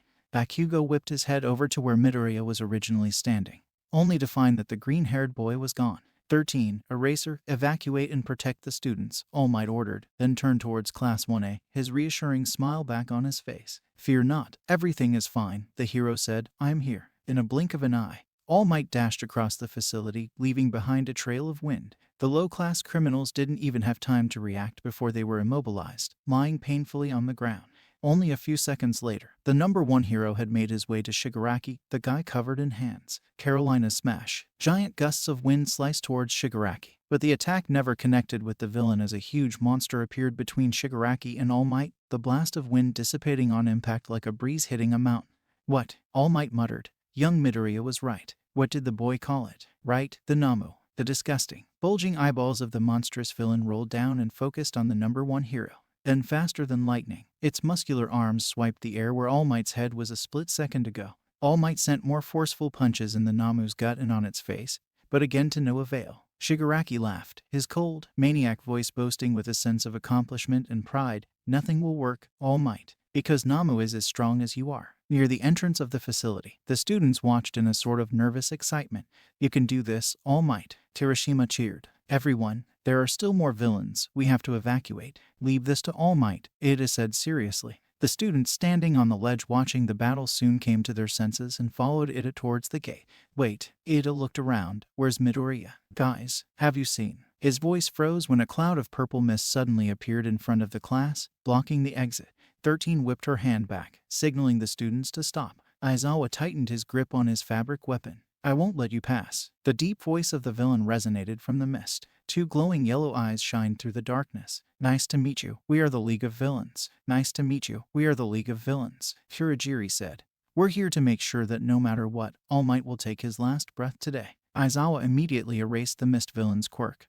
But it was too late. The moment Kurogiri appeared, another portal had opened directly behind the villain, and from it dashed out dozens of villains. "Get back." Aizawa leaped behind and used his fabric to yank back 2 students standing near the front as a barrage of attacks rained down. The mob of villains, all buzzing with excitement to attack a pro hero, swarmed towards Aizawa. But with a single look, their quirks disappeared, and the pro hero whipped his capture fabric at them and slammed them to the ground with frightening efficiency. However, with how large the enemy force was, it was impossible to turn around and help evacuate the students as every defeated villain was only replaced by 5 more. Plus, Aizawa's quirk couldn't last forever. Sometimes, Aizawa can't help but feel how long a blink of an eye takes. Way too long. Kurogiri vanished from Aizawa's view. Purple mist exploded around the students, and the yellow-eyed villain once again appeared in front of the class. "You're not going anywhere today." The villain's warping quirk circled the students like a tornado. Walls of mist flooded over the students, and one by one the students of Class 1 fell through the portal.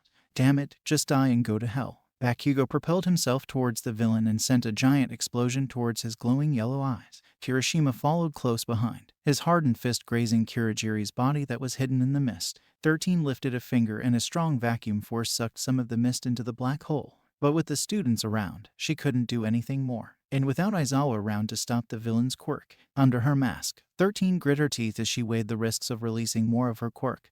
But she knew she couldn't.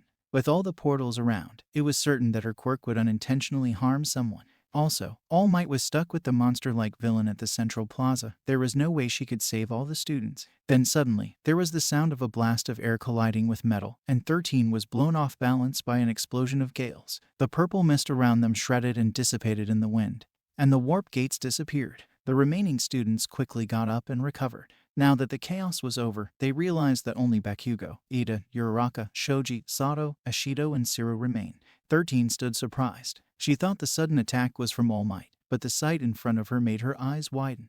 The source of the air blast that would have been strong enough to blow apart a concrete wall was Midoriya Izuku. "Are you guys okay?" Midoriya took a quick moment to look around. 13 couldn't help but shiver when she saw the look in the boy's eyes. It wasn't simply maturity, determination, experience. Something told 13 that this Midoriya boy had been through hell and back. Midoriya, Ida gasped. Where did you? It's not over yet, Bakugo suddenly interrupted, and Midoriya whipped his body around to throw a punch at Kurogiri, who had reacted at the last second and dodged most of the previous attack. This time, the villain was ready, and a warp gate appeared right in Midoriya's path. The boy aimed a finger at the ground and flicked, the force propelling him up and over the open portal. But the villain was already gone, and 13 realized with a jolt that Kurogiri had teleported behind the boy. Go for the neck, Midoriya suddenly yelled. Immediately, a hand grabbed onto the neck of the villain, gripping the metal collar. It was Bakugo. An explosion fired off from his palms, and the villain was blown away, hitting the ground violently. Then, without giving the villain a second to recover, Midoriya reappeared above Kurogiri and flicked his finger, creating a blast of air that collided hard with the villain's weak spot. The green-haired boy landed deftly next to Bakugo, and the purple mist around them condensed around the villain and grew still. Kurogiri was finally unconscious. Sorry for disappearing, guys, Midoriya said. I had to wait for the right moment. Were you preparing to attack the villain from the beginning? Uraraka breathed, amazed. It isn't over, Midoriya said solemnly, tightening his fist, but we have hope. Then suddenly a flare shot up from the central plaza, casting a bright red glow across the facility. 13 smiled underneath her helmet. It was the signal. Aizawa Shoto weaved through the endless crowd of villains, never seeming to get close to the students, who were trapped in the tornado of purple mist. But he wasn't going to let a bunch of annoying low-class villains stop him. His students needed him. Frustration and determination fueled his movements, and one after another the villains fell to the ground. When Aizawa finished off the last villain and rushed towards his students, a gust of wind suddenly blasted from where Kurogiri is, and the purple mist dissipated. If the teleporting villain was defeated, Aizawa looked towards the direction of the central plaza, and sure enough, the signal flare soared to the sky. A few minutes earlier, Shigaraki scraped his fingernails down his neck. The ground of the central plaza was splintered from the battle between All Might and Namu. Damn it, even though your power is declining just as I expected, Shigaraki growled. Why won't you die? Because, All Might said through gritted teeth, I will not let you hurt my students. The pro hero was already using 100% of his power, but the Namu's shock absorption kept the monster unharmed. This couldn't continue. Even though young Midoriya had specifically warned All Might not to use up his power this morning, the hero couldn't stand by and watch people get hurt. So instead, All Might had organized and aided other heroes to defeat those villains earlier that morning so he would have the energy remaining to fight the League of Villains this afternoon. Despite saving his power, the Namu was stronger than he ever expected. He had to end this fight soon. If he used too much of his power today, he would be too weak to face All for One in the not-so-distant future. That was part of the reason why All Might was grateful that Midoriya had traveled back in time. Young Midoriya had shown All Might all the people he could reach, all those he can save, and he will try to save them, whatever it takes. All Might reached inside One for All. He reached for the strength held by all those before him. As the symbol of peace, the pillar of hope, All Might gathered more and more power despite the protests of his body. As a hero, I will never back down from you villains. Then all the surroundings were washed in red as the signal flare shot towards the roof of the facility. As everyone in Class 1 turned to look at the flare, they realized the devastation of All Might's fight with the Namu. Izuku opened his palm that held the remote control for the flare. Now that his task was complete, he tucked it in his pocket, unnoticed by anyone else. That monster villain. Even All Might can't defeat him yet. Zero stammered. Not yet, Midoriya said, but he will soon. He's the #1 hero. Aizawa rushed over to the remaining students standing on the other side of the pathway, which was near the staircase leading down to the center of the facility. Then he got a clearer view of All Might down at the plaza, and from the look on the #1 hero's face, Aizawa knew that fight would be coming to an end. All Might's fist connected with Namu, the force of the collision sending hurricanes of wind tearing through the facility. Shigaraki was blown back, tumbling across the ground. What the? Are you facing Namu's shock absorption head-on? Huh. The blue-haired villain struggled to stand up straight in the fierce wind. Since it's simply shock absorption, not nullification, there would be a limit. All Might quickened and strengthened his punches, which became so fast even he himself couldn't quite see the outline of his fist. His muscles screamed in pain, blood seeped through his teeth. The hero roared as his strength went way beyond 100% of his power. Faster, stronger. The Namu struggled under the barrage of attacks, and was finally blown away backwards as All Might sent a devastating punch, which splintered the concrete ground and ripped apart the nearby trees. You might have heard this saying before. The hero leaped into the air and appeared behind the Namu,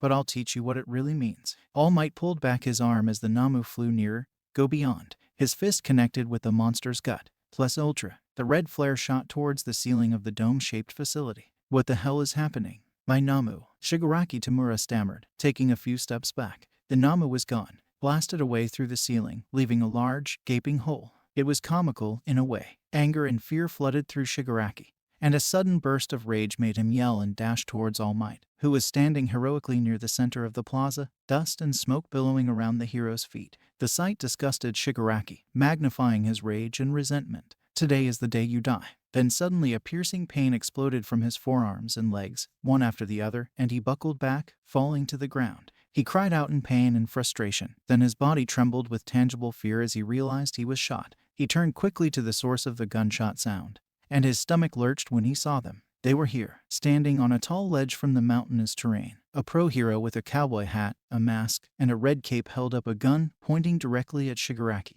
The villain breathed raggedly and slowly inched away, still on the ground. Kurogiri, Shigaraki called, but there was no reply. No purple mist instantly appearing next to him whenever he demanded. Kurogiri. He yelled again, desperation and denial seeping through his voice. Don't bother, someone else called out. Shigaraki realized with a jolt it was another pro-hero on the other side of the stadium, walking out from the trees. This hero had long blonde hair and a really annoying voice. Your teleporting friend is out of service. The loud blonde hero screeched. Damn it, it was a trap all along. Shigaraki said through gritted teeth, the pain from the bullet wounds tearing through his body. Master, you lied. His mind barely had enough time to register that fact when he felt his entire body restrained as white strands of fabric snapped tight around him. The villain struggled against the restraints to no avail. His arms were stuck behind his back and his hands couldn't reach the fabric wrapped around him. It would be advantageous for you to stop struggling. The deep voice that belonged to Eraserhead said behind Shigaraki, I've erased your quirk anyway.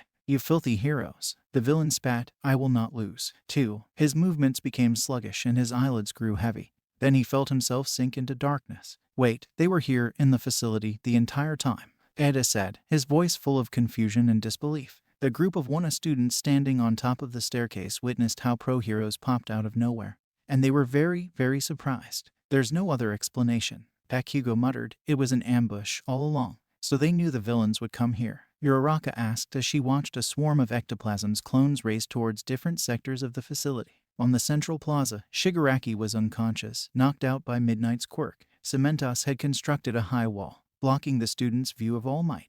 Izuku knew that his mentor was at his limit now. But how would they know? Ada wondered out loud. And if they did, why risk the safety of the class? The sound of 13 sighing attracted the attention of the class. Trust me, we didn't want to endanger all of you. But we needed to make sure the villains did not doubt anything, she said, then motioned at the unconscious body of Purple Mist, especially since they have a villain who can teleport. I suppose that's reasonable. Ada replied. How did you know in the first place, though? Bakugo wasn't letting this matter go. Do you remember that security outbreak a while back? It was caused by them. We later noticed that a copy of a teacher schedule was missing. 13 explained. We deduced that the arrival of All Might sparked hostility from villains. And so we set up precautions, hoping to protect the students while also to capture all the villains in one try. Bakugo just listened quietly, and the entire class seemed to be convinced. However, Izuku couldn't help the burning feeling of guilt. Those stories were all lies, fabricated by the principal and All Might to hide the truth of Izuku's time travel. None of the teachers knew Izuku's side of the story, and they were only told that the police received an anonymous tip saying that the League of Villains was planning to attack USJ on this day. Izuku felt suffocated. All the lies dripping into his life until they flooded him completely. It felt like poison. Tsuyu swam as fast as she could. She was somewhere in the shipwreck zone, dragging Minda towards the shore. Behind her chased numerous other villains, the one that looked like a shark closing the distance at a frightening speed. Just a little faster, Tsuyu forced herself to stay calm. Minda was trying his best to hold his breath, but he wouldn't be able to do so for long. The shark villain was getting closer and closer, and Tsuyu pushed herself to her limit. She thought about the mock battle training. Think calmly, Tsuyu, just like during the training. How did the winning sides win? What did they do? Then she thought about Midoriya, his fight against Bakugo. There was one time where Midoriya had leaped above and over Bakugo to dodge an attack, while simultaneously blasting the blonde boy down with his quirk. An idea formed in her head. Sorry, Minda. Before Minda could register what was happening, Tsuyu threw Minda straight out of the water in the air with her tongue. Asui. Minda screeched as he flew vertically up in the air. In the water, the shark villain laughed cynically, saving your friend first. How moving. The shark villain opened his mouth, revealing rows of razor-sharp teeth. Tsuyu stopped swimming and stayed in place as the villain closed the distance in merely a few seconds. Then just as the villain snapped his mouth shut, Tsuyu dodged out of the way upwards. The villain's momentum kept him charging forward in the water, so he couldn't stop in time to turn around and attack Tsuyu again. Taking this opening, Tsuyu stepped hard on the villain's back and kicked herself up out of the water and in the air. She used the villain's own momentum to help her burst out of the water. Minta was already falling, his screeching getting more and more desperate. His fall was stopped abruptly as Tsuyu's tongue wrapped around him, and he lurched in the air until finally he landed in shallow waters. Minta opened his eyes. What in the world just happened? Tsuyu landed right next to him only seconds later, the water splashing into Minta's eyes, so he had to close them again. Come on, let's go. They're catching up again. Tsuyu hurried out of the water towards the shore. Minta followed close behind. Then suddenly they saw a familiar figure and Minta nearly burst into tears. Ectoplasm halted in front of them. Is anyone hurt? The pro-hero said, his presence reassuring. Tsuyu shook her head. It's just me and Minta in this zone. Where are the others? All scattered about. But everything is under control now. Let's go. Gunshots echoed in the facility, and screams of pain sounded from the waters behind them. Those villains, however scary they seemed to Tsuyu and Minta, were mere insects compared to the professional heroes. Geez, Asui, how did you get us out of there, though? Minta asked as they started to head back towards the entrance. You should pay more attention in training, Tsuyu riveted, especially during Midoriya's rounds. Not long after, the remaining lower-class villains were all defeated by the pro-heroes, and the sounds of police sirens had gathered at the gate of USJ. Kirishima had arrived first, followed by Todoroki, Asui, and Minta. Then the rest of Class 1 gradually reunited with the main group waiting on the top of the stairs. Friends checked with each other to make sure they were okay, and stories were exchanged from the different sectors of the facility. However, despite all the sighs of relief and proud stories of fights against villains, nothing was the same anymore, and everyone felt it. A palpable tension lingered above the class no matter how much they tried to ignore it. They were shown the real world and the real dangers to come. And there was a sense of panic, almost, as no one knew how much worse these disasters can get. But there was also something new, a feeling of seriousness and newfound determination that this world needed protection.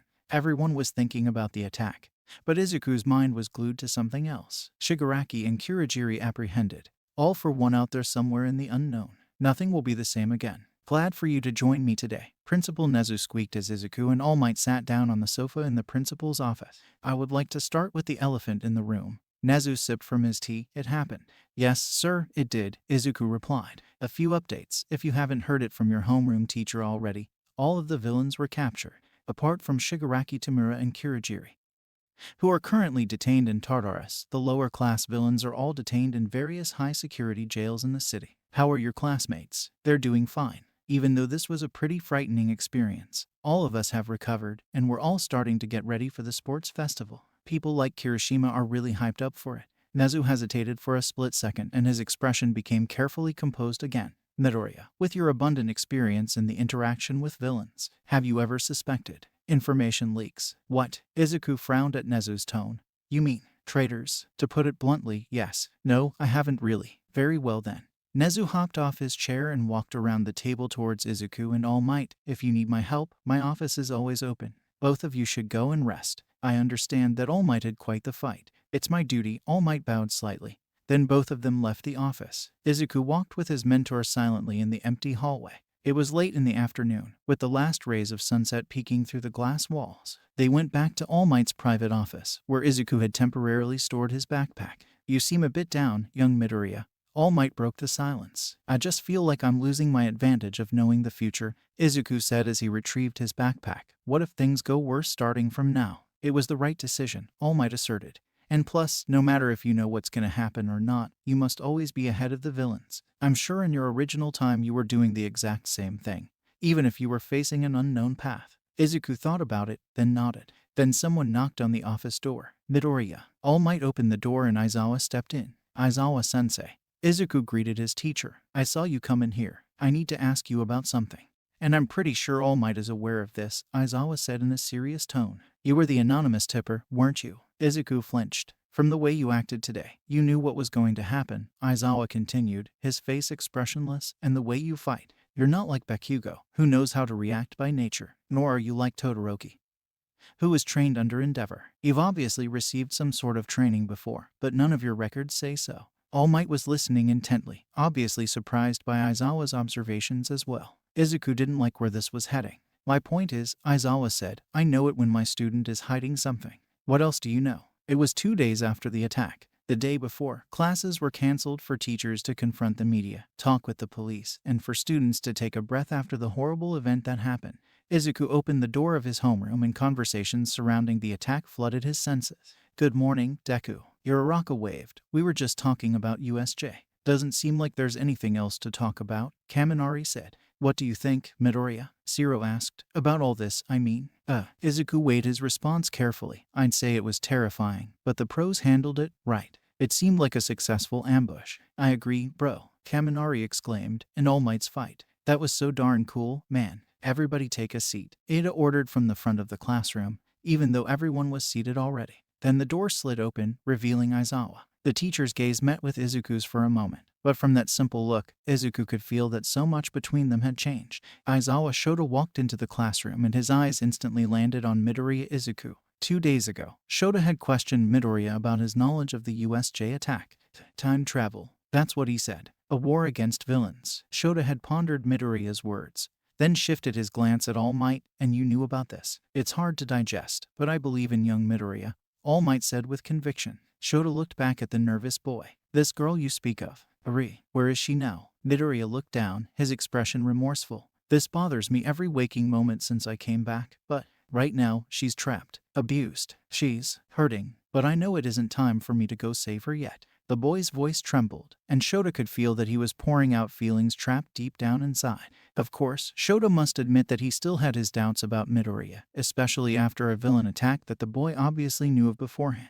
However, if this is true, Shota said, stop thinking whatever you're thinking. Midoriya looked up with confusion. To live a regretful life believing you're the only person in the world that can solve everything is not the mindset I teach my students. You chose to come back to UA. You should realize that you have everyone else here to help you now. Midoriya seemed surprised for a moment, but then nodded. Thank you, sensei. And right now, despite the absurdity of the boy's story, Shota started understanding how All Might felt. This boy might be worth believing.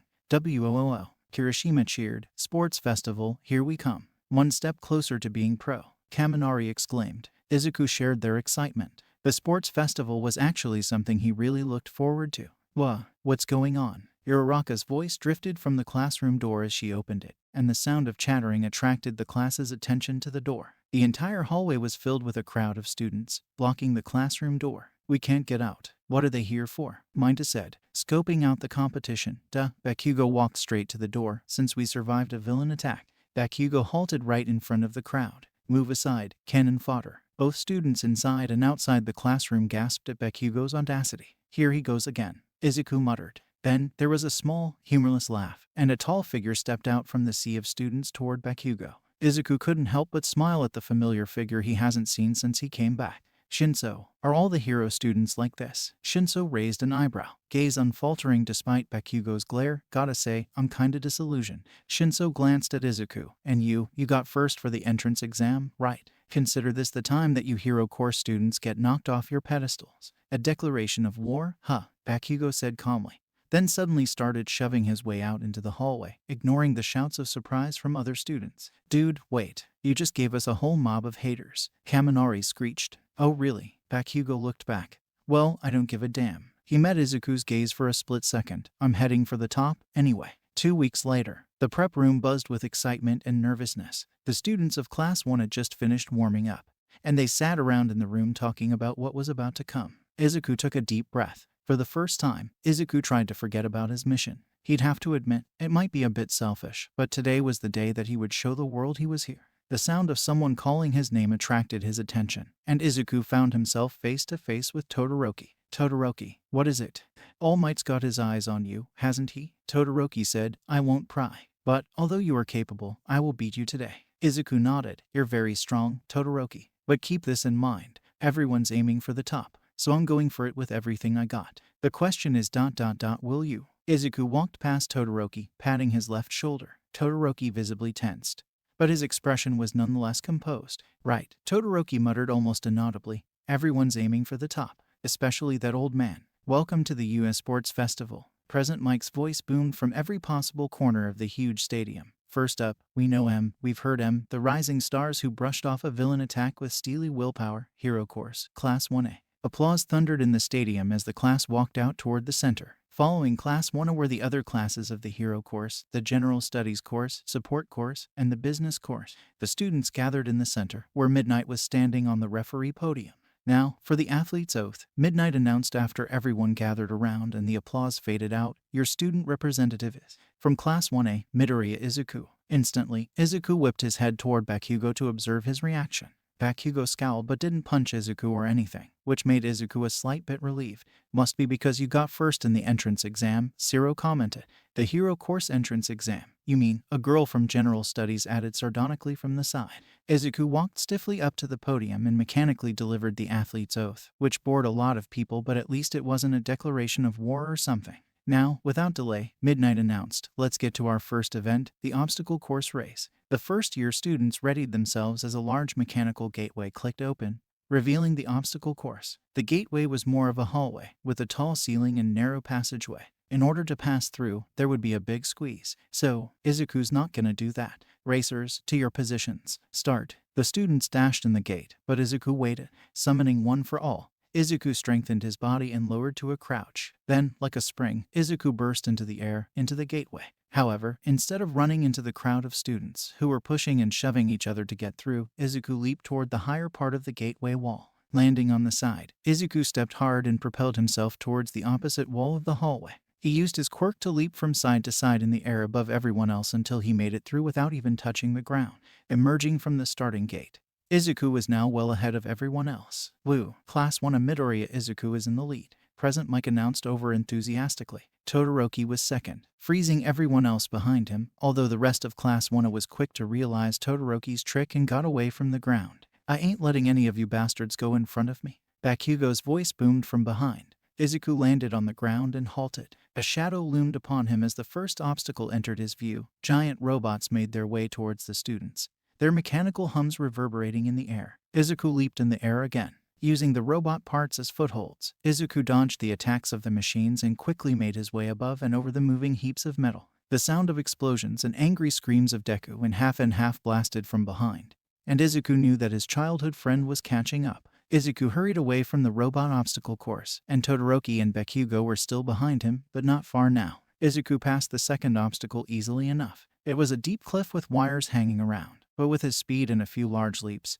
Izuku was able to keep his lead. Then he arrived at the minefield obstacle. This one was a lot trickier since his quirk couldn't allow him to reach the other side without landing a few times on the ground. He would need to choose where to land carefully. Deku. Bakugo was catching up, and the other pair of footsteps most likely belonged to Todoroki. Izuku's body was getting slightly sore due to using his quirk for longer than his body was used to, but he was too close to victory now to bother. He kept his ground right in front of this final obstacle, his eyes darting across the minefield, searching for the quickest route. Todoroki raced past Izuku, followed by Bakugo. A turn of events. Todoroki is now in the lead, followed by Bakugo. Why is Midoriya just standing there? Found it. Izuku raised one for all to the height of his body's limit, then burst forward, straight past Todoroki and Bakugo. He bounded across the minefield, taking no time to reassess where the mines were on the ground nor think of the two boys behind him. He followed the route in his mind, the fastest possible route. Oh, he's going so fast, without triggering a single mine. Present Mike screeched. Unlike Todoroki and Bakugo back here, they still have to keep their eyes on the ground. Damn it, Bakugo yelled. Then the sound of his explosion quirk manifested again, this time louder than usual. Following that was the sound of Todoroki's ice forming. Izuku tried to focus on where he was going, but suddenly the moment his right foot touched the ground he was yanked back with a sudden force, and he landed on his elbows. Izuku screeched. A mine was literally an inch away from his face. He was lucky that where his elbows and feet contacted the ground there were no other mines. He whipped his head back to look at his right foot, and sure enough, it was frozen. Todoroki somehow froze Izuku's foot the moment it touched the ground. Bakugo flew past over his head, and Todoroki sprinted past on a path of ice, close behind. Without a moment of hesitation, Izuku shoved himself up, yanked his foot, and broke the ice, then crawled up carefully without exploding himself. Bakugo and Todoroki were closing in on the finish line. Part of Izuku wanted to chase after them immediately, but he stopped himself and took a deep breath. He hadn't used the full version of this move since he came back, and he didn't know if his body was ready or not, but it was the only move that could help him win this race. Izuku concentrated hard, then, drawing out 20% of his power instantly, He flicked his finger at the ground. Delaware Smash, Air Force. Without specialized gear to aid this move, it wasn't as precise, but it did the trick. The force of the blast propelled him forward in the air, while also erupting many of the mines below, their explosive forces further pushing Izuku toward the two leading boys. His fingers burned in pain, but he gritted his teeth and fired again, this time completely catching up to Bakugo and Todoroki. Wah, stay back, Deku. Izuku landed on the ground right beside the other two, the minefield already far behind. I told you, I'm giving it all I got, Izuku yelled, his eyes glued forward at the finish line. And with his quirk strengthening his entire body again, he dashed forward. Present Mike's voice blasted from the speakers again. Boy, that was so exciting. Geez, Eraser, what do you teach your kids? Without waiting for an answer, Present Mike shifted the topic back to the race. The one who made it back first to the stadium and won the first event of the first year sports festival. Izuku burst out the gate.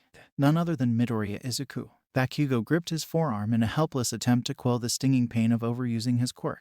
Damn it, he grumbled. It happened again. He won. Todoroki glanced at the puffing blonde boy, then back at Midoriya, who was staring at the rankings displayed on the digital screens around the arena, chest heaving, hands on knees. Midoriya first, Bakugo second, Todoroki third. Todoroki's expression twitched into a frown. He found it quite hard to believe his ranking. He had to admit that Midoriya showed more wisdom during the obstacle race. However, Bakugo, who was purely fueled by anger, shouldn't have surpassed him. And this ranking was certainly a nuisance. Todoroki's gaze shifted towards the north side of the audience, landing on the fire hero, Endeavor. The boy always found his father's costume disgustingly ostentatious. The hero was staring at him, his distant gaze telling Todoroki everything he needed to know. Disappointment. Todoroki turned away from Endeavor's burning gaze and looked back at the gate. The other competitors were trickling past the finish line back in the stadium, all gasping for their breath. As the final few students returned, Midnight called for everyone's attention and congratulated the top 42 students who would proceed to the next round.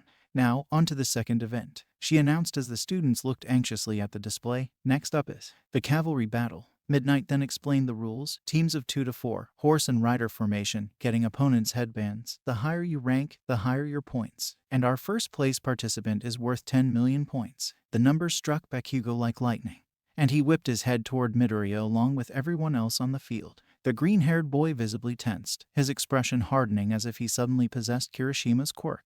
Nonetheless, Midoriya seemed much less surprised at his points than the rest of the students and much calmer than Bakugo expected him to be. The tiny stream of confidence seeping through Midoriya's expression was as irritating as nails on chalk. The blonde boy looked away with a grunt and focused on Midnight again, who announced that the students had 15 minutes to form their teams. Only a few minutes later, Bakugo was surrounded by people. Almost all of them were from his class, and they were all yapping for Bakugo to choose them. On the other side of the field, Todoroki had already gathered his deliberately chosen team, with Yaoyorozu, Kaminari, and Hiroraka weaved through the crowds, then spotted the familiar head of messy green hair. Almost as if he were expecting her, Midoriya turned around, then greeted her with a smile. Do you want to team up with me? Hiroraka asked, excited to team up with a friend. Midoriya sighed in relief. Definitely, since everyone's aiming for my points. Nobody wants to team up with me. To be honest, that feels wrong, she shrugged, which made him tilt his head in confusion. I actually think teaming up with you is an automatic win, seeing your achievements so far. His eyes widened in surprise,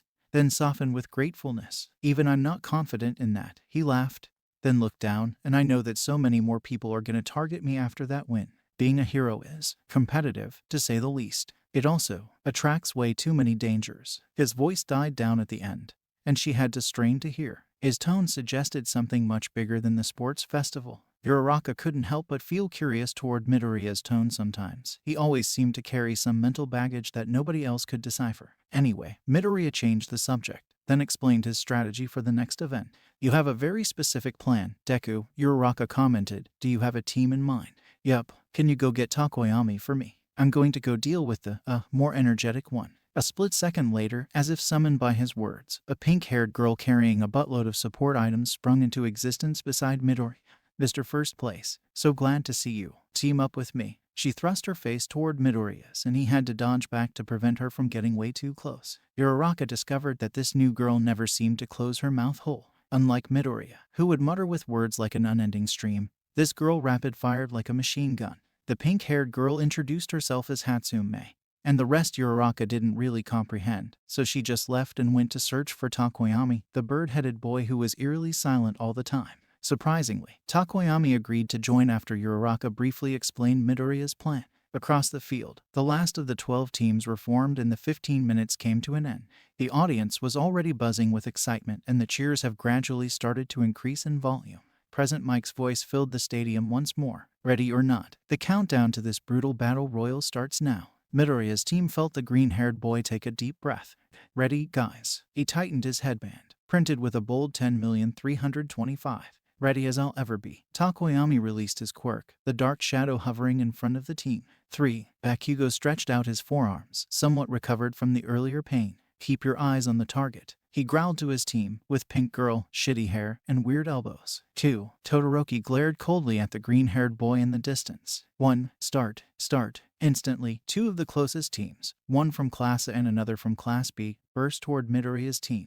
Midoriya squinted his eyes as he studied the 2 teams coming toward them. Wait, what was that guy's quirk again? Oh gosh, brace yourselves, Midoriya warned, then pressed the button of the remote in his hand. The jetpack on his back hummed into life, then they launched into the air. Uraraka was confused as to why he activated the pack so early, but her confusion dissipated the moment after as the ground below them softened into mush. Class B has someone who can mush hi-fi things, Uraraka blurted, unable to find the right word. Apparently, yeah, Midoriya replied. Attacks from below shot towards them, but Takoyami's shadow easily reflected them. With the help of Uraraka's quirk making them weightless, Hatsume's support items providing thrust, and Takoyami's seamless defense, Midoriya's team was able to avoid the barrage of attacks raining upon them. Deku, here he comes, Midoriya cautioned. Uraraka shrieked as the blonde boy blasted toward them like a missile. Dark shadow shielded the explosions, and the team could see Takoyami's quirk slightly weakening from the bright nature of Bakugo's attack. Bakugo grunted in frustration, gravity dragging him toward the ground as Midoriya's group quickly retreated.